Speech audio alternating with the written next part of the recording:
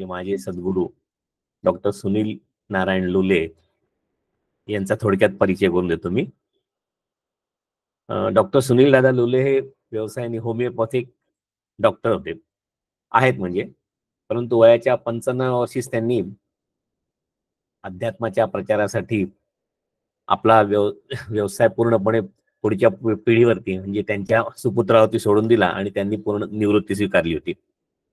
अध्यात्माचं बाळकडू दादांना जन्मताच मिळालं होतं. म्हणजे त्यांच्या घराण्यामध्ये 3 पिढ्यापासून एकनाथी भागवताच्या निरूपणाची परंपरा चालू होती. त्यांच्या वडिलांच्या मुळे त्यांच्या मनामध्ये, सुनीलांच्या मनामध्ये भगवत पूज्यपाद आदि शंकराचार्यांच्या विषयी आकर्षण आणि अध्यात्माची गोडी निर्माण झाली. आणि मग वेदांताचे आणि संतांच्या वाङ्मयाचं कुतूहल त्यांच्या मनामध्ये निर्माण झालं होतं. श्रीगुरूंच्या मार्गदर्शनासाठी, श्रीगुरु प्राप्तीसाठी त्यांनी अनेक प्रयत्न केले. अनेक संत समागम केल्यानंतर त्यांना अमरावती येथील पूज्य मंदाताई गंधे यांच्या सूचनेनुसार, यांच्या मार्गदर्शनानुसार त्यांना सद्गुरूंची वाट सापडली आणि परमपूज्य डॉक्टर श्रीकृष्ण देशमुख उपाख्य डॉक्टर काका यांच्या प्रवचनाचा लाभ त्यांनी घ्यायला सुरुवात केला. आणि मग ते त्यांच्याकडे, डॉक्टर काकांच्या प्रवचनामुळे त्यांच्याकडे ते आकर्षित झाले. आणि मग त्यांच्या वडिलांनी म्हणजे नानासाहेबांनी, लोलेंनी त्यांना डॉक्टर काकांना गुरु म्हणून स्वीकारावं अशी त्यांनी वडिलांनी आज्ञा केली. आणि डॉक्टर काकांनी पण सुनील दादांची विनंती मान्य करून त्यांना अनुग्रह देऊन उपकृत केलेलं आहे. कोजागिरीच्या सुमुहूर्तावरती सुनील दादांनी अद्वैत वेदांताचा अभ्यास प्रारंभ केला. नर्मदेजवळ ओंकारेश्वरच्या इथं जवळ बाजूला खेडीघाट म्हणून मोरटक्का, तिथं सुनील दादाच्या वडिलांचे गुरु भालचंद्र शास्त्री यांचा आश्रम आहे. त्या आश्रमामध्ये आणि यवतमाळला आदरणीय बापू सहस्त्रबुद्धे म्हणून यांचं एक आनंदवन आहे. तिथं गेली 20 वर्षाहून अधिक काळ सुनील दादांनी वेदांतावरती प्रवचन केलेली आहेत. वेदांताची प्रस्थानत्रयी म्हणजे भगवद्गीता, उपनिषद, ब्रह्मसूत्र असेल किंवा मग प्रकरण ग्रंथ वेगवेगळ्या प्रकारचे, विवेक सिंधू आहे, पंचदशी, सार विचारसागर असेल, अद्वैत मकरंद असेल, शंकराचार्यांची विविध स्तोत्र, भज गोविंदम, अनात्मसी विग्रहण सूत्र किंवा आत्मषटकम, नारद भक्ती सूत्र असेल किंवा समर्थांची प्रस्थानत्रयी ज्याला आपण म्हणतो की दासबोध, आत्माराम आणि मनाचे श्लोक, ज्ञानेश्वरी, हरिपाठ, अशा विविध ग्रंथांवरती सुनील दादांची निरूपण आणि प्रवचनं गेली 25 वर्षापासून अखंड चालू आहेत. नित्य समागम त्यांचा सतत सुरू असतो. परमपूज्य काकांनी सुनील दादांना ऋषिकेशला आणि मंदाताईंनी अमरावतीच्या श्रीकृष्ण मंदिरामध्ये प्रवचन करायला त्यांना सांगितलं होतं. आणि मग तेथून त्यांचा हा नित्य निरूपणाचा प्रवास अनेक व्यासपीठांवरती चालू आहे.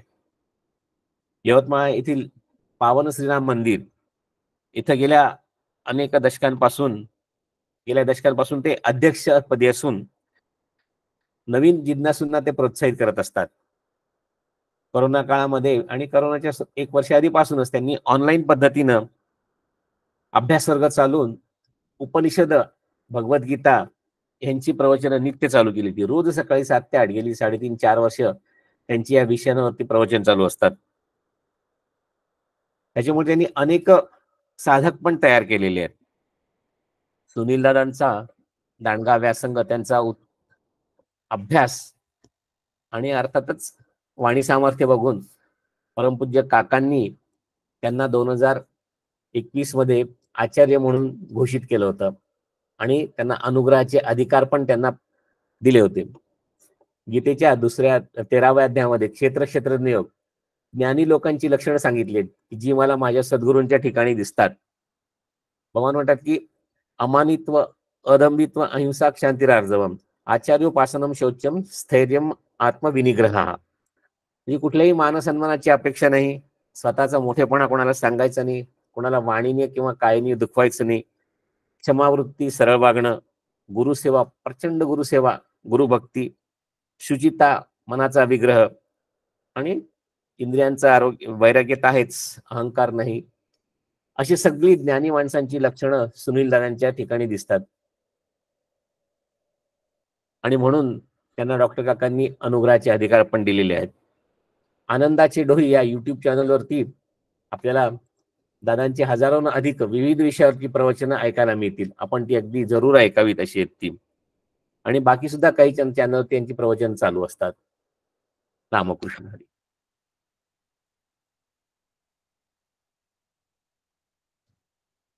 सर्व समर्थ भक्तांना जय जय रघुवीर समर्थ.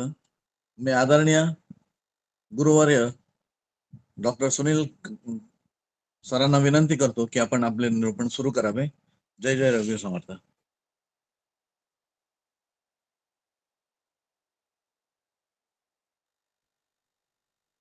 हरे राम राम राम हरे हरे, हरे कृष्ण कृष्ण कृष्ण हरे हरे, हरे राम राम राम हरे हरे, हरे कृष्ण कृष्ण कृष्ण हरे हरे. सद्गुरुनाथ महाराज की जय. मला वाटते अंतरित्वा वसावे, तुझ्या दासबोधा चित्वा बोध व्हावे. अपत्या परी पाजवी प्रेम रसा, महाजया सद्गुरु रामदासा. श्रीराम वंशी विभूषित करान्नवनीरदाभा, पीतांबरा दरुण बिंब फलाधरुष्टा, पूर्णेन्दु सुंदरविंद नेत्रा. कृष्णात् परम किमपि तत्त्वमहं न जाने, शंकरं शंकराचार्यः सद्गुरु सर्वसन्निभा. सर्वेषां शंकरः सन्तु सच्चिदानन्दरूपिणः. अभाग्यासी करी भाग्यवंत, ऐसे श्रीमंत. जीवत्वाची खंत स्वरूपी श्रीराम. सदा शिवसमारंभं शंकराचार्य मध्यमा,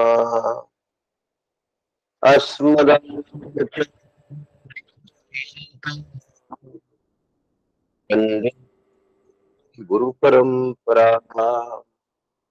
वंदे गुरु परंपरा. सद्गुरुनाथ महाराज की जय.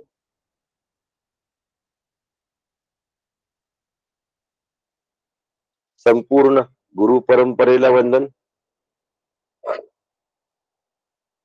रामचंद्रांना वंदन, समर्थांना वंदन.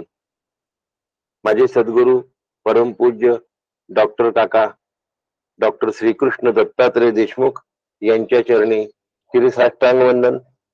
पूजनीय मंदाताई गंधे यांच्या चरणी शिरसाष्टांग वंदन.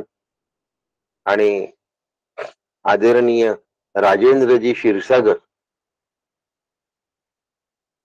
यांनाही आदरार्थी वंदन करतो.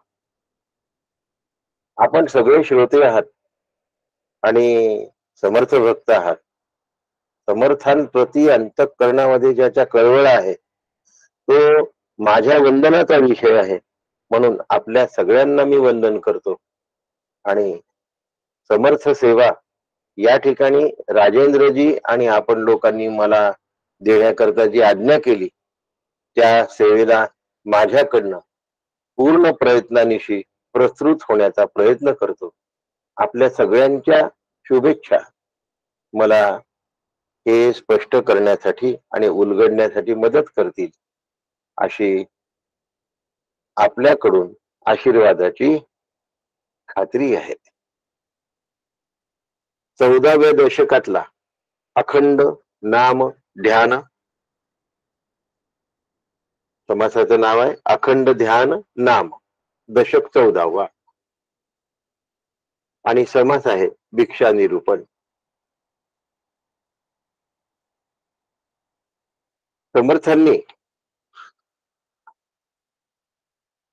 अखंड नाम का घेतला, पहिला प्रश्न माझ्या मनात सुरू झाला की समर्थांनी अखंड नाम का बरं घेतलं बा, का समास समर्थांनी या ठिकाणी सांगितला. हा प्रश्न ज्या वेळेला मनामध्ये पडला त्यावेळी त्याचं उत्तर आलं की नाम आणि रूप हेही खंडित होऊ शकतं, आणि म्हणून समर्थांना अखंड अपेक्षित आहे. काही लोकांच्या मनात गैरसमज तयार होऊ शकतो की नाम खंडित कसं होईल. नामी खंडित होत नाही, नाम थांबतो, नामी कायम राहतो. त्याचा उलगडा करतो मी सगळा, आणि नाम आणि नामी यांचा अभेद असतो, हाही शास्त्राचं वचन आहे, तेही तुम्हाला मी स्पष्ट करून सांगणार आहे. तर नामरूप नावाचा दशक याच्या आधीचा आहे. दशक कितवा आहे, 13वा आहे. आणि नाम काय, दशकाचं नाव काय आहे, नाम आणि रूप असं दशकाचं नाव आहे. आता समर्थांना तर अखंडत्व अपेक्षित आहे. संतांचं भगवंताप्रती असलेला जो लळा आहे तो सर्वश्रुत आहे. समर्थांना रामाचं किती प्रेम होतं हे सांगावं लागेल का हो. प्रल्हादाला नारायणाचं किती प्रेम होतं हे सांगावं लागेल का हो. मीराबाईला कृष्णाचं किती प्रेम होतं हे सांगावं लागेल का हो. माझ्या सद्गुरूंना म्हणजे डॉक्टर श्री कृष्ण दत्तात्रय देशमुख यांना स्वरूपाचं किती वेड होतं हे सांगावं लागेल का हो. आणि या सगळ्यांचं उत्तर नाही असं आहे. मग कसं जमणार हे, तर हे वेड मला कसं लागलं पाहिजे यासाठी मला अखंड प्रयत्न केले पाहिजे.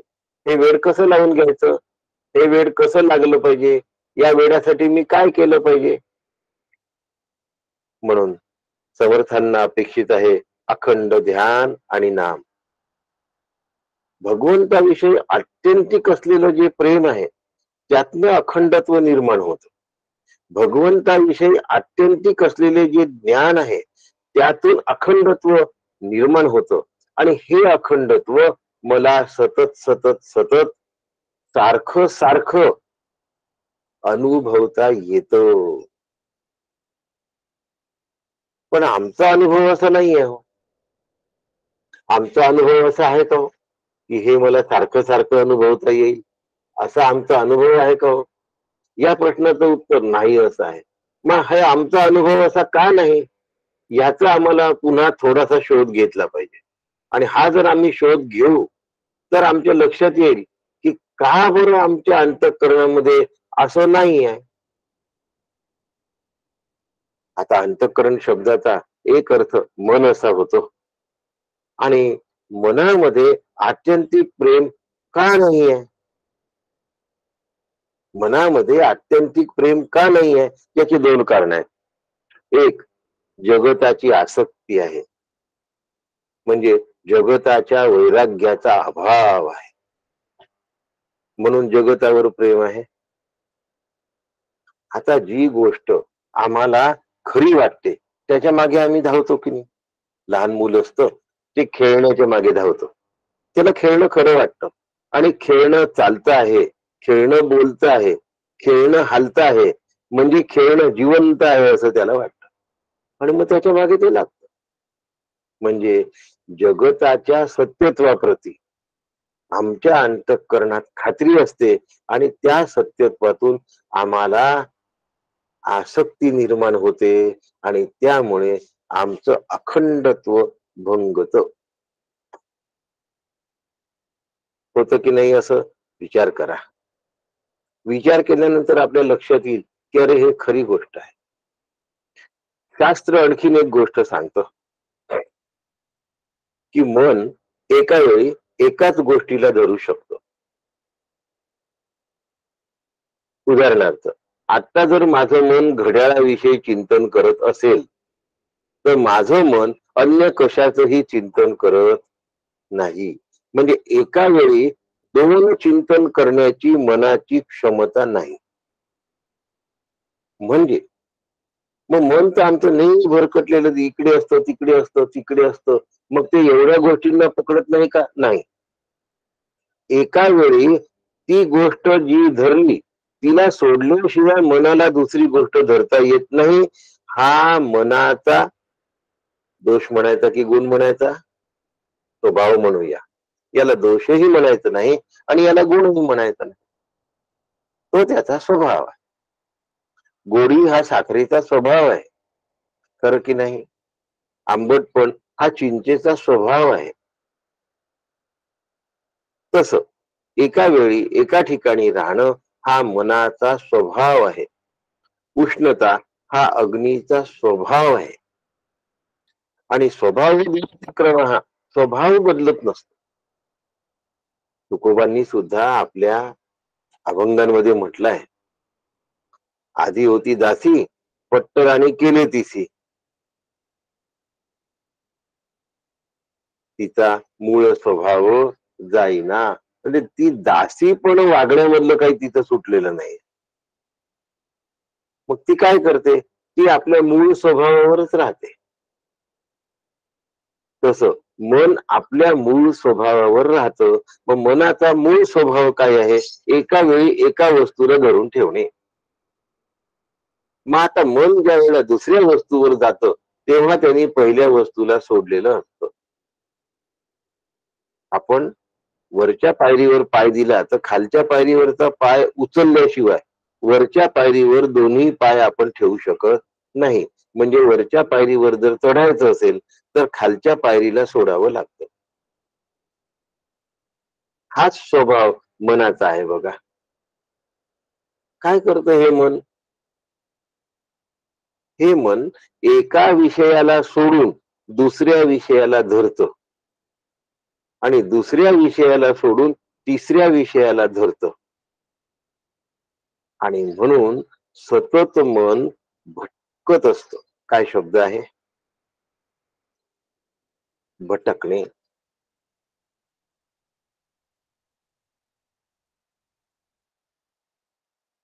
फिरणे आणि भटकणे असे दोन शब्द आहेत. आता दोन्ही शब्दांमध्ये काय फरक आहे?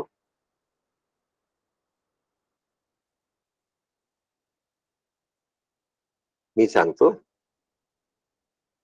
ध्येयाला सोडून जे जाणं असतं त्याला फिरणं असं म्हणतात. ध्येयाला धरून जे जाणं असतं त्याला फिरणं असं म्हणतात. आणि ध्येयाला सोडून जे जाणं असतं त्याला भटकणं असं म्हणतात. पुन्हा घेऊया. अभ्यास करायचा आहे आणि अभ्यास करता करता मनात विचार आला, आता राहू देऊ, सिनेमा पाहिला तर बरं होईल. आणि तो पुस्तक बंद करतो आणि सिनेमाला जातो. याला भटकणं असं म्हणतात. ध्येय काय आहे विद्यार्थ्याचं? अभ्यास करणं. झालं काय आहे त्याच्याकडनं? सिनेमा पाहणं. म्हणजे मन भटकलं. आता जी गोष्ट भिर भिर भटकते, काय शब्द आहे? भिर भिर भटकणे. जी गोष्ट भिर भिर भटकते ती खंडित असेल की अखंड असेल? अखंड ध्यान आणि नाम हे आपल्या दशकाचं नाव आहे आणि आपण त्या दिशेने वाटचाल करतो आहे. जे भीर भीर भटकत ते खंडित असेल की अखंड असेल? एका ठिकाणावरून दुसऱ्या ठिकाणी गेलं म्हणजे एक ठिकाण आणि दुसरं ठिकाण, या एक आणि दोन याच्यामध्ये गॅप आली की नाही? याच्यामध्ये जागा आली की नाही? मग ज्या अर्थी जागा आली त्या अर्थी खंड आला आणि खंड आला म्हणजे अखंडत्व हरवलं. म्हणून मनाला अर्जुनाने वाऱ्याची उपमा दिली आहे. भगवंताला सांगतो, अर्जुन चंचलम ही मन कृष्ण प्रमाथी बलवत आणि दृढम. तस्याहम निग्रहम म्हणणे वायुरिवसु दुष्करम. कृष्णा, हे मन किती चंचल आहे, बलवान आहे, दृढ आहे. कसं आहे हे की नाही, त्याला जे करायचं आहे तेच करून घेते. त्या मनाला आटोक्यात ठेवणं, आपल्या ताब्यात ठेवणं, प्राण्यांना जशी व्यसन घालतात, प्रत्येक गोष्टीला आटोक्यात ठेवण्याची काही पद्धती असतात. ऑफिस मध्ये केव्हाही जा आणि केव्हाही या असं होता कामा नये, म्हणून मग थंब दिलेला आहे. आता थंबवर जर आम्ही राहिलो तर आम्ही किती वाजता गेलो आणि किती वाजता आलो याच नोंदणी झालेली आहे. पूर्वी मास्टर रोल असायचा आणि ते जे लेजर असायचं, ज्याला रजिस्टर म्हणायचे, ते ऑफिसरच्या समोर ठेवलेलं असायचं. इकडे हॉलमध्ये ठेवून गेलं आणि कर्मचाऱ्यांनी त्याच्यावर सही केली असं नसायचं, ऑफिसरच्या समोर असायचं. म्हणजे लेट आलेल्या माणसाने ऑफिसरच्या समोर पहिल्यांदा मी लेट आलो अशी मनामध्ये खंत मनामध्ये बाळगायची आणि मग लालशाहीनी सही करायची.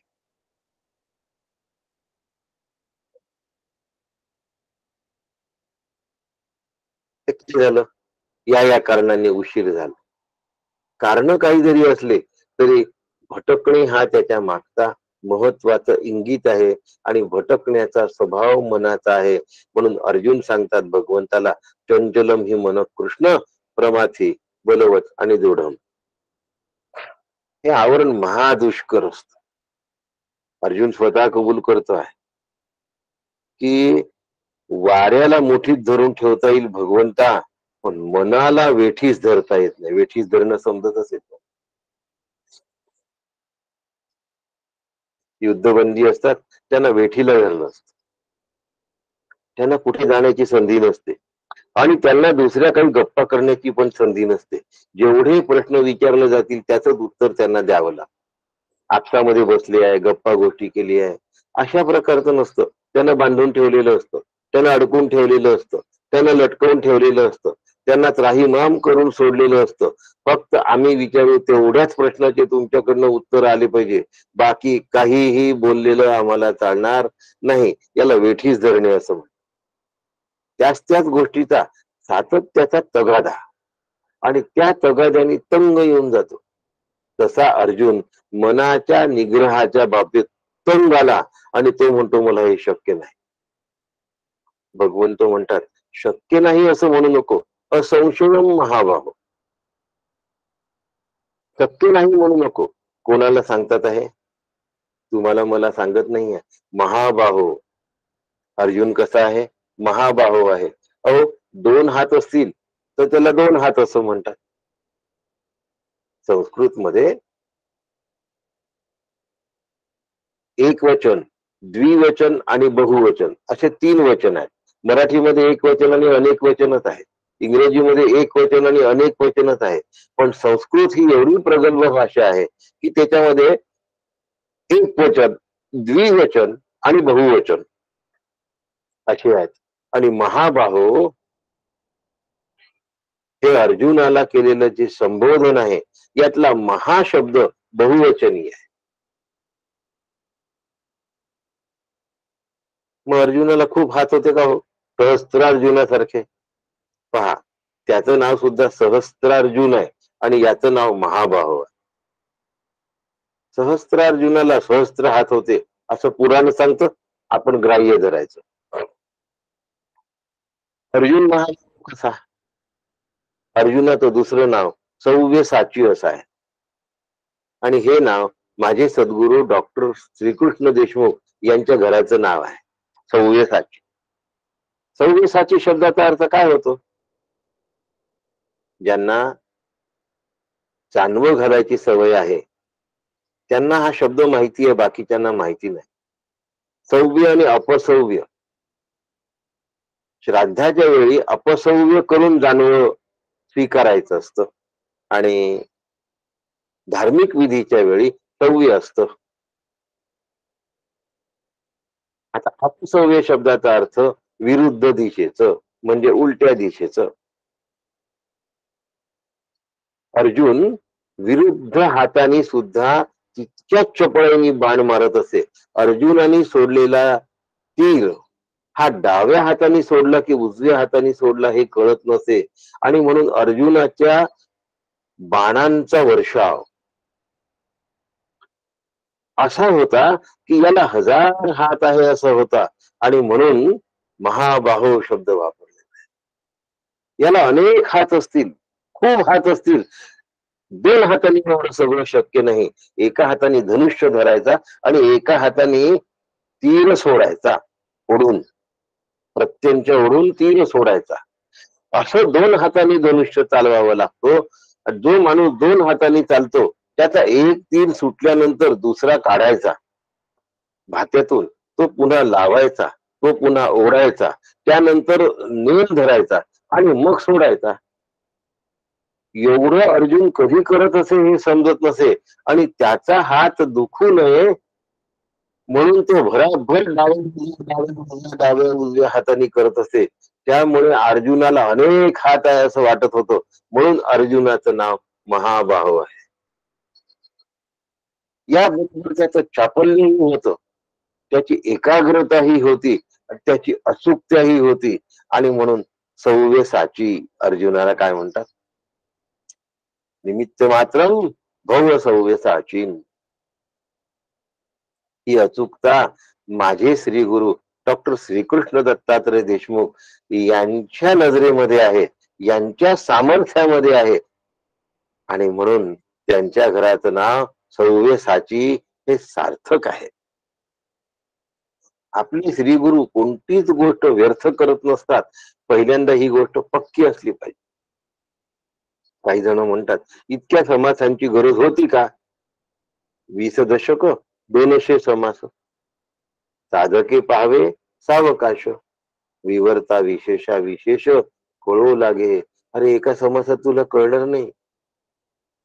भगवद्गीता खऱ्या अर्थाने दुसऱ्याच अध्यायात संपते आहे, पण सामान्य माणसाला 3ऱ्या अध्यायापासून 18व्या पर्यंत वाटचाल करावी लागते. म्हणजे त्याला ते 16 अध्याय पुन्हा कळले की सांख्ययोग कळतो. एकदम सांख्ययोग कळत नाही, म्हणून 20 दशक 200 समास. समर्थांच्या 200 समासाची गरज आहे, आवश्यकता आहे. नुसते समासांची आवश्यकता नाही, सगळ्या दशकांची आवश्यकता आहे, सगळ्या ओव्यांची आवश्यकता आहे, प्रत्येक शब्दांची गरज आहे. समर्थांनी वापरलेला शब्द ही माझी गरज असली पाहिजे, माझा लोड असला पाहिजे, आणि त्यात मला एकाग्रता होता आली पाहिजे अर्जुनासारखी. जर मला मनाला आवरता आलं नाही तर मी एकाग्र होणार नाही आणि अखंडत्व साधणार नाही. म्हणजे पुन्हा खंडित खंडित खंडित होईल की नाही. म्हणून या एकाग्रतेसाठी भगवंताला शरण जाणं गरजेची गोष्ट आहे. मग आता मला समर्थांना शरण गेलं पाहिजे ना, त्याशिवाय जमणार नाही ना. स्वप्रयत्नाने एवढी एकाग्रता प्राप्त होऊ शकत नाही, कारण मन एका जागी टिकत नाही. त्यासाठी श्री गुरु आणि समर्थांसारखे महान संत यांच्या आशीर्वादाची गरज आहे. विवेक चुडामणी समर्थांना महापुरुष संश्रय हा असं म्हणतो. महापुरुषांचा आशीर्वाद आणि त्या आश्रयाने जो राहतो त्याचं काम घडतं, लक्षात ठेवा. आपले श्री गुरु समर्थ आहेत, आपले श्री गुरु महापुरुष आहेत, आपले श्री गुरु साक्षात परमेश्वर आहेत, आपले श्री गुरु प्रत्यक्ष ब्रह्म आहेत. ही धारणा जोपर्यंत आतमध्ये घट्ट होत नाही तोपर्यंत श्री गुरूंचे खरे आशीर्वाद प्राप्तच होत नाही. आशीर्वाद घेण्यासाठी झोळी लागेल की नाही हो, झोळीत ठेवाल की नाही तुम्ही जे मिळेल ते. मग आता ही जी धारणा आहे माझी की माझे श्री गुरु साक्षात ईश्वर आहेत, साक्षात ब्रह्म आहे, या धारणेची झोळी तयार झाल्यानंतर श्री गुरूंचा आशीर्वाद प्राप्त होत असतो आणि मग अखंड ध्यान आणि नाम साधत. या साधनातून, ध्यान आणि नाम या साधनातून जेव्हा जीव ब्रह्मैक्य होतो त्यावेळेला श्री गुरूंची कृपा होते. आधी आशीर्वाद झालाय, मी अधिकाराची झोळी तयार केलेली आहे, साधन चतुष्टय संपन्नता, त्यानंतर आशीर्वाद मिळाला आहे.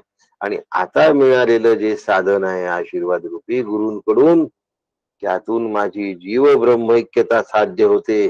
याला गुरु कृपा असं म्हणतात.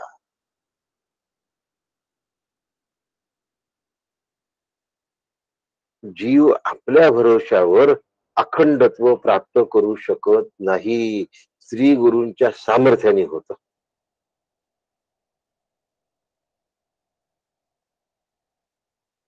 समुद्रामध्ये नाव वल्हवता वल्हवता माणूस थकतो, पण समुद्राचा किनार काही सापडत नाही.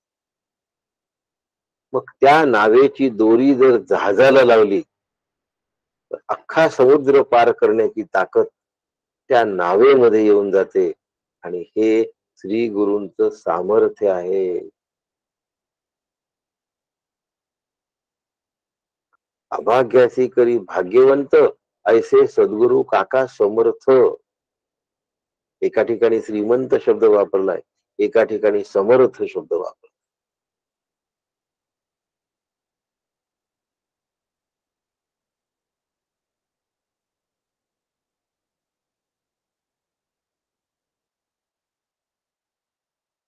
जीवनातला वास्तविक अर्थ जे समजावून सांगतात, जे उकल करून देतात, त्यांना समर्थ असं म्हणतात.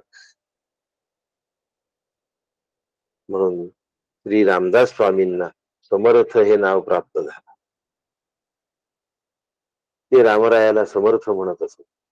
रामरायाच्या सामर्थ्याची सतत त्यांना जाणीव राहत असे, म्हणून त्या जाणीवेशी ते एकाकार झाले, म्हणून ते समर्थ झाले. म्हणून श्री समर्थ. यशस्वी ज्ञान वैराग्य या 6ही गोष्टी त्यांच्यामध्ये आल्या. ते प्रत्यक्ष ईश्वरही होते आणि साक्षात ब्रह्मही होते, म्हणून ते समर्थ होते.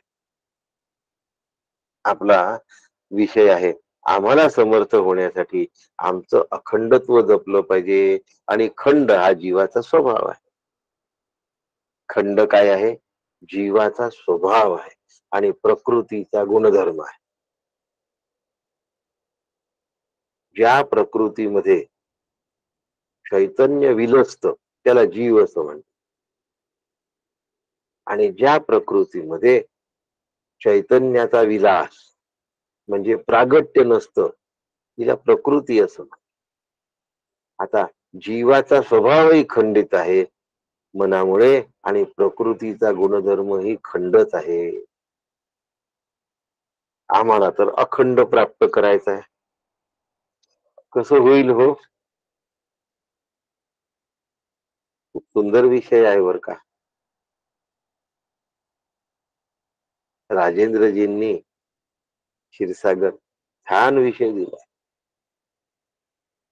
समर्थांचा कुठला समास गोड नाही असं असूच शकत नाही. समर्थांच्या समासामध्ये रमून जावं आणि स्वतःला हरवून जावं, ही या समासाचं वैशिष्ट्य आहे समर्थांचे. आपला विषय सुरू आहे, जीवाचा स्वभाव खंड खंड खंड हा जीवाचा स्वभाव आहे. आणि प्रकृतीचा गुणधर्म, जीवाचा स्वभाव म्हणायचा असतो आणि प्रकृतीचा गुणधर्म म्हणायचा असतो. प्रकृतीचा गुणधर्म ही खंडित होण्याचा आहे. आधी प्रकृतीबद्दल पाहतो, मग जीवाबद्दल बोलतो. पहाड खुसळतो की नाही हो? टीव्ही मध्ये बघा, हिमालयात असं झालं, अमरनाथ यात्रेच्या वेळेला असं असं झालं, बर्फाचा कडा कोसळला. प्रकृतीचा गुणधर्म आहे खंडित होणं. अग्नी प्रज्वलित झाला की काही वेळाने विझतोच. त्याला पुन्हा प्रज्वलित करावं लागतं. पाण्याचा प्रवाह कधी मोठा होतो, कधी लहान होतो आणि कधी आटतो. पावसाळ्यामध्ये पुन्हा येतो आणि उन्हाळ्यामध्ये पुन्हा जातो. म्हणजे खंडित झाला की नाही. प्रकृतीचा गुणधर्म आहे खंड. प्रकृतीचा खंड हा गुणधर्म आहे. आता जीवाच्या स्वभावाविषयी बोलू. जीवाचं हे खंड नसतं की नाही. दिवसभर काही ना काही चालू असतं. गाढ झोपेमध्ये काहीच चालू नसतं. गाढ झोपा ज्याला सुषुप्ती म्हणतो आपण, स्वप्नामध्ये म्हणत नाही. म्हणजे काय झालं, जागृतीमध्ये असलेली सतत धावपळ खडबड सगळी थांबली की नाही. आली होती आणि गेली की नाही. याला खंडित होणं असं. पाहुणा येतो, पाहुणा जातो. मध्यम काळी पाहुणा नसतो, म्हणजे खंडित झाली की नाही. आपलेपणा येतो, आपलेपणा जातो. मध्ये आपलेपणा कधी असतो का. असतो असं म्हणावं लागतं, नाही तर तो गेला असता का हो. ज्या अर्थी जातोय त्या अर्थी तो कमी झाल्याशिवाय जात नाही. मोठेपणा येतो आणि जातो, म्हणजे खंडित झाला की नाही. कीर्ती येते आणि जाते, खंडित झाली की नाही. जीवाचा स्वभावच खंड आहे. समर्थ सांगतात, आठविता विसरी जे, का ते विसरोनी आठविजे. आठविता विसरी जे, आठवलं त्याचं विस्मरण होतं, खंड. आता विसरलं, खंड पडला, ते पुन्हा आठवलं, त्याचं पुनर्स्मरण झालं. आठविता विसरी जे, का ते विसरोनी आठविजे. जाणोनी नेणी जे, परब्रह्म ते. परब्रह्म हे का नाही म्हटलं हो समर्थांनी. परब्रह्म तेच का म्हटलं.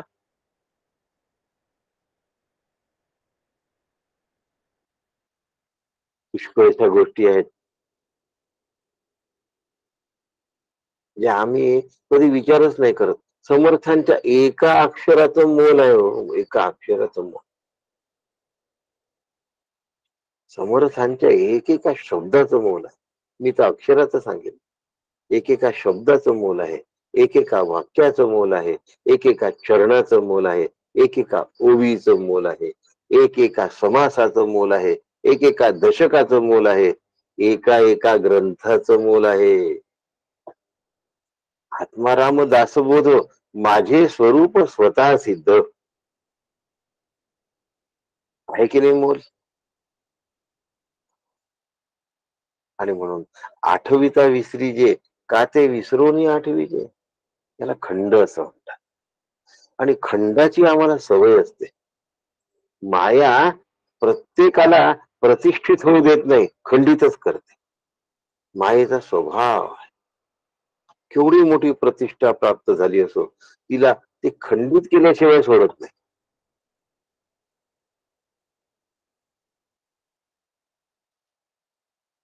सरकार येतं, खूप दिवस राहतं आणि धडाल कोसळतं. आजचा मोठा प्रतिष्ठित उद्याचा लहान व्यापारी होऊन जातो. त्याचे दिवस बदललेले असतात, पुन्हा त्याला प्रतिष्ठा प्राप्त होते. आता प्रत्येक गोष्टीत जर खंड असेल आणि मनाचा हा स्वभाव असेल, जीवाची ही प्रकृती असेल, तर मग साधना अखंड कशी होईल. सुरू झाला प्रश्न. आणि समर्थांनी तर अखंड ध्यान नाम असं दशकाचं नाव दिलंय. मग साधना ध्यानाची असो की नामाची असो, अखंड कशी होईल. साधन हे माईक आहे आणि साधन हे प्रतिष्ठित होत नाही, म्हणून साधनाला प्रतिष्ठा नाही. काय म्हणतोय, डचकाल तुम्ही आता. मी माझ्या मनाने काहीही बोलत नाही आणि बोलणार पण नाही. समर्थांनी साधन प्रतिष्ठा निरूपण दिलाय समास. समर्थांनी साधन प्रतिष्ठा निरूपण लिहिलंय. चतुर्दश ब्रह्माचा जो समास आहे त्यात 7वा तो दशक आहे चतुर्दश ब्रह्माचा, दशक क्रमांक 7. त्यामध्ये साधन प्रतिष्ठा निरूपण नावाचा समास आहे. म्हणजे साधनाला प्रतिष्ठित करावं लागेल, आणि साधनाला प्रतिष्ठित करणं म्हणजे अखंड ध्यान आणि नाम नावाचं साधन करणं होय.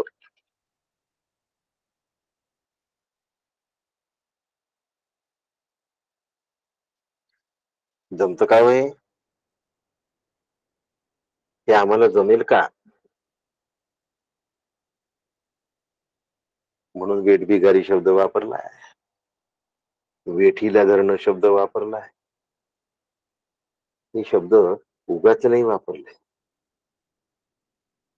हे अखंडत्व प्राप्त करण्यात नाकात दम येतो, तोंडाला फेस येतो. साधना जे खऱ्या अर्थाने करतात मनापासून आणि कुठपर्यंत यश आलं याची शहानिशा करतात, त्यांना कळतं, अरे बाबा वर्ष झालं अजून हे जमूनच नाही राहिलं.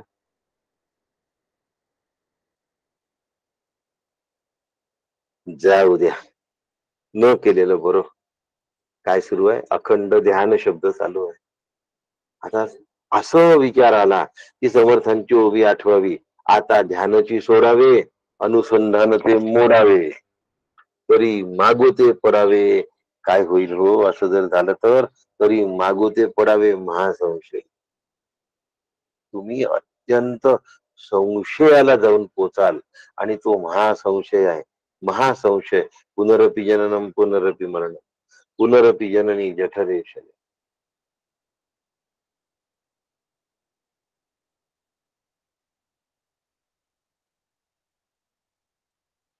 माझी आई हीच आहे का? माझे वडील हेच आहे का? असा ज्याला संशय येतो त्याचं जीवन कधीही सुखाने राहू शकत नाही. संशयात्मा विनश्यती. तसं ध्यान आणि नाम नावाचे साधन माझ्याकडून अखंड होतील का, असा विचार ज्याच्या अंतःकरणामध्ये येतो त्याचा साधनावर विश्वास नाही, गुरूंच्या सामर्थ्यावर विश्वास.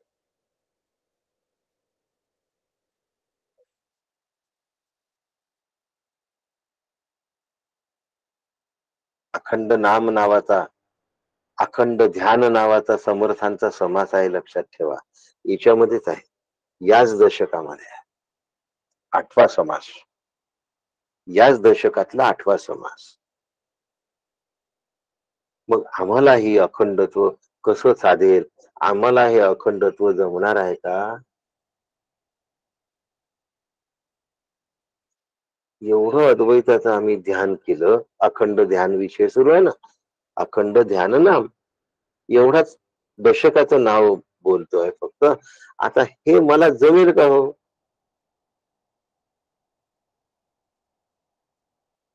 समर्थ म्हणतात, अचिंत्यासी चिंतू जाता, निर्विकल्पासी कल्पिता.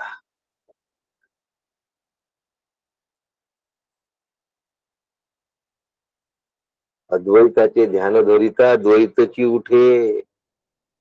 अहो मी करायला चाललो अद्वैत, होऊन राहिलं द्वैत. अहो करणं आलं म्हणजे द्वैत आलं की नाही? करता, क्रिया आणि कारण, हे 3 मिळून करणी होते ना. कर्म कसं होतं?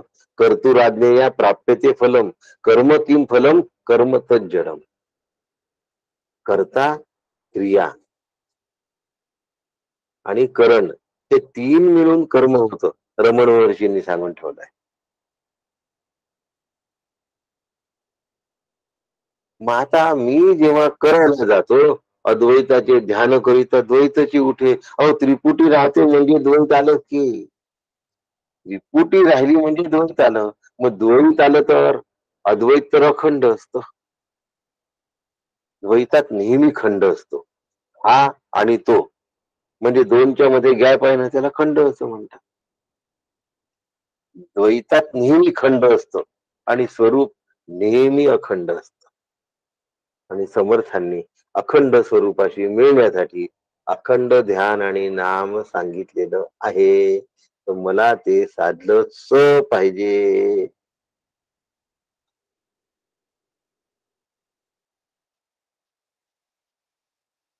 काय होतं हो मग? मी किती प्रयत्न केला तरी अखंडत्व प्राप्त होत नाही. खरंच साधना करणाऱ्या लोकांच्या समोरचा हा प्रश्न आहे बरं का.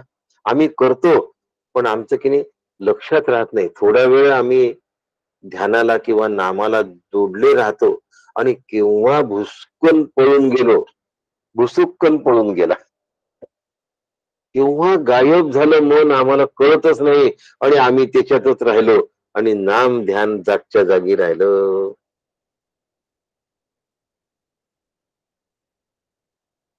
समर्थ म्हणतात असं होतं. ऑब्विस आहे. साधना करताना काही अडचणी येतात. प्रामाणिक साधक असेल तर तो सांगतो गुरूंना, नाही तर माझं बरोबर चाललंय असं म्हणणारे साधक असतात, त्यांचं बरंच बरं असतं.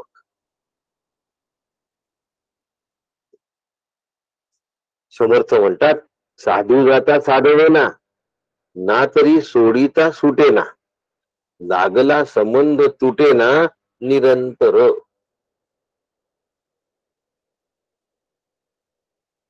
साधतो म्हटलं तर ते साधत नाही आणि सोडतो म्हटलं ना तर ते सुटत पण. मी घर सोडलं. अरे पण तू वृत्तीने घरातच आहे, घराच्या संघातून तू बाहेर नाही निघा. साधू जाता साधवेना, ना तरी सोडीता सुटेना, लागला संबंध तुटेना निरंतर. एकदा त्याच्याशी अनुसंधान जोडलं की तुमचं काम झालंच म्हणून. पण आम्ही असा विश्वास ठेवतो का, हा प्रश्न महत्वाचा आहे सगळ्यात. फार मोलाचा प्रश्न आहे. मग त्याचं ध्यान करावं का? जे ध्यानी धरिता नये चिंतनी चिंतावे ते काय, मनामध्ये न समाये परब्रह्म ते. परब्रह्म एवढं मोठं आहे की त्याचं ध्यान कसं करू, आणि ते एवढं अफाट आहे की त्याचं चिंतन कसं करू. समर्थ सांगतात आणि करायचं तर आहे.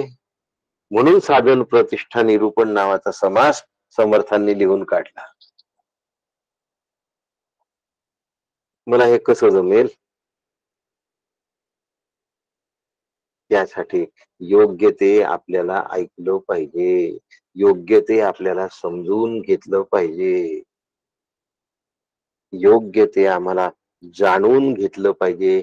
आणि समजून घ्यायचं असेल, जाणून घ्यायचं असेल, ऐकून घ्यायचं असेल तर मला श्रवण केलं पाहिजे. श्रवणाशिवाय ऐकता का हो?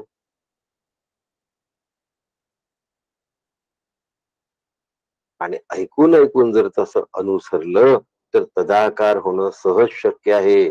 म्हणून सत्संगावरी श्रवण तेने कळे निरूपण. सत्संग करतात ना त्यानंतर त्याच्यावर चिंतन करून काय व्हायला पाहिजे, विचारांची आदान प्रदान व्हायला पाहिजे. कालच हा विषय सुरेंद्रशी बोलून झाला आमचा. विचारांची आदान प्रदान व्हायला पाहिजे. आम्ही जेव्हा सत्संगात एकत्र येत असू त्यावेळेला सत्संगानंतर आम्ही त्या विचारांचं काय करत असू, दर्शन करत असू. असं कसं तसं कसं, यांनी काय होईल त्यांनी कसं होईल, याचा अर्थ कसा निघतो. सत्संगावरील श्रवण तेने कळे निरूपण. तेव्हा सांगितलेलं कळतं हो, नाही तर छान सांगितलं असं म्हणून सगळेजण काय होतात, बाजूला होतात. श्रवण होई जे आपण तत्श्रवणे होई जे आपण तदाकार. मग श्रवणातून अपेक्षित काय आहे, तदाकारत्व. श्रवणासवे सुमना समाधी जोडे. तदाकारत्व आवश्यक आहे. याचा अर्थ असा की कृत्रिम साधनाने ब्रह्मस्वरूपता येत नाही. पुन्हा म्हणाला अरे बापरे, मग आम्ही काय करायचं. आणि म्हणून या ठिकाणी सगळे संशय श्रवणाने घालवले पाहिजे. येथे संशय तुटती होय आशंका निवृत्ती. काय वाचलं पाहिजे हो त्याच्यासाठी, काय ऐकलं पाहिजे त्याच्यासाठी? अद्वैत ग्रंथ परमार्थी श्रवण करावे.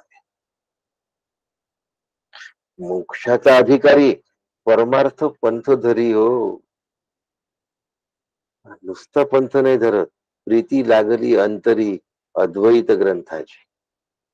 अद्वैतासाठी वेळ लागलं पाहिजे. अखंडत्वाकडे प्रवासाची ही वाटचाल आहे, लक्षात ठेवा. खंडितातून अखंडत्वात जायचं आहे.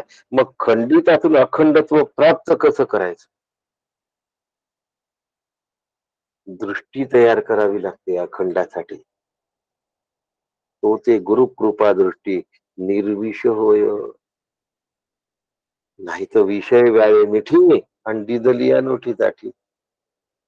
विषय काय करतात?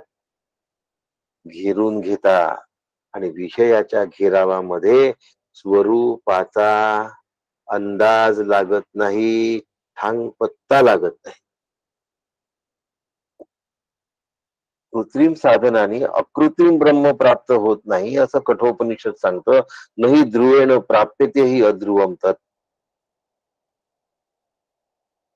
पण बदलल्यासारखं जरी भासत असलं तरीही स्वरूपामध्ये कधीच बदल होत नाही. हे आम्हाला कधी कळेल? जेव्हा अखंडत्व साधेल. हे कळलं की अखंडत्व साधेल, कळण्यासाठी श्रवण. आणि श्रवण करत असताना श्री गुरूंचे आशीर्वाद आणि साधलं की गुरु कृपा. आशीर्वाद आणि कृपा दोन मध्ये फरक आहे बरं का. आशीर्वादातून कृपा प्राप्त होते, कृपेतून आशीर्वाद नसतो. आशीर्वादाने कृपा प्राप्त होते. कृपा प्राप्त करायचं नसतं. जीव आणि ब्रह्म ऐक्य, याला अद्वैत सिद्धी असं म्हणतात. बदलल्यासारखं असतं तरीही बदलत नाही, याला अद्वैत म्हणतात. आणि भासलेलं जे बदल आहे, ज्याला द्वैत असं म्हणतात, हा भास असल्यामुळे भासमानत्वाची किंमत शून्य आहे. दोरीवर जर साप भासला तर भासलेल्या सापाची किंमत किती आहे हो? शून्य आहे. त्या सापाची कातडी तरी मिळेल का? नाही. संत सगळी गोष्ट निशुल्क वाटत असल्यामुळे आम्हाला ते खरं वाटत.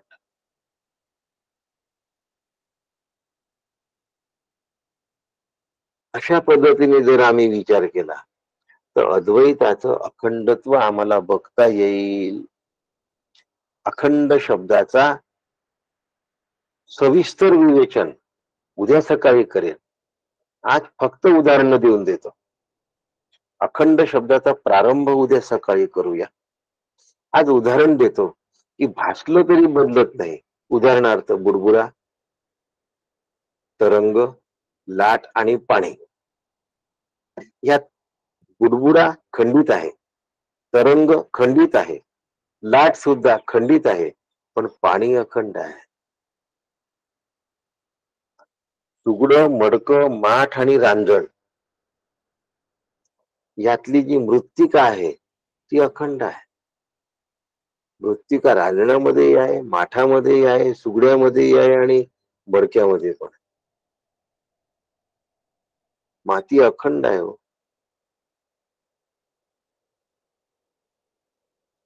द्वैत दोन असतं, पण द्वैतामध्ये खंड असल्याशिवाय ते द्वैतच होत नाही. नक्की ते काय सांगतो की नाहीच होत. आता हीटर, कूलर, पंखा आणि बल्ब यामध्ये वीज अखंड आहे. वीज असल्याशिवाय बल्ब नाही होत. वीज असल्याशिवाय पंखा चालत नाही. वीज असल्याशिवाय कूलर चालत नाही. वीज असल्याशिवाय हीटर चालत नाही. मग ते इन्व्हर्टरने का पोचवा, पण त्याशिवाय या गोष्टींचं अस्तित्वच नाहीये. पंखा फिरला नाही तर त्याला आम्ही पंखा म्हणू का? हीटरनी पाणी गरम केलं नाही तर त्याला आम्ही हीटर म्हणू का? एसीनी गारवा आणला नाही तर त्याला आम्ही एसी म्हणू का?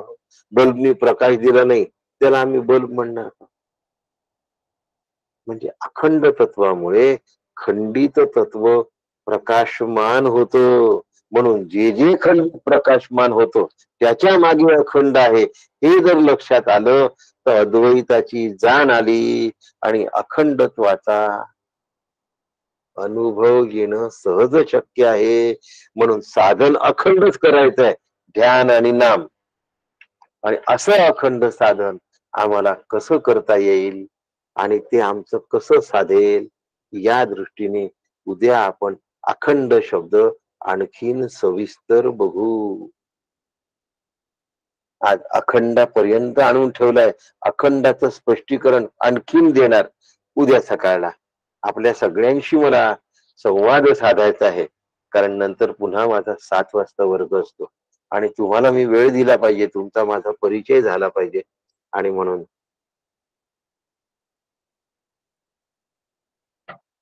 आपण माझ्याशी बोलावं.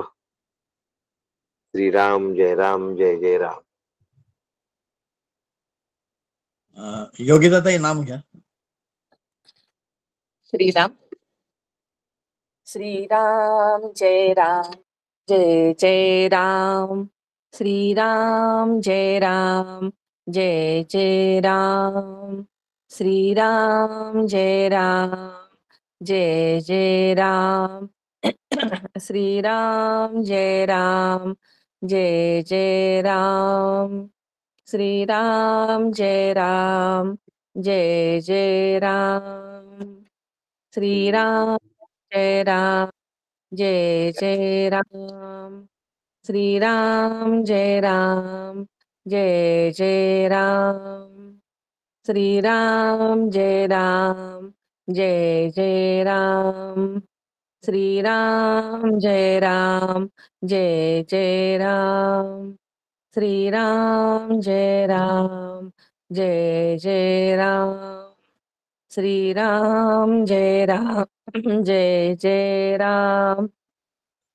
श्रीराम जय राम, जय जय राम.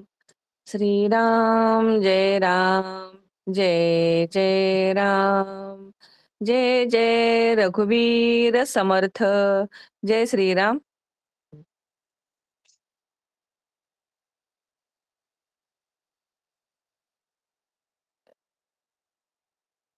राजू दादा पुढचं निवेदन देता.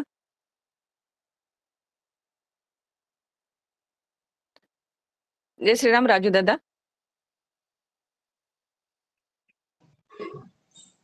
जय जय रघुवीर समर्थ. जय श्रीराम. जय श्रीराम. उरलेला निरूपणाचा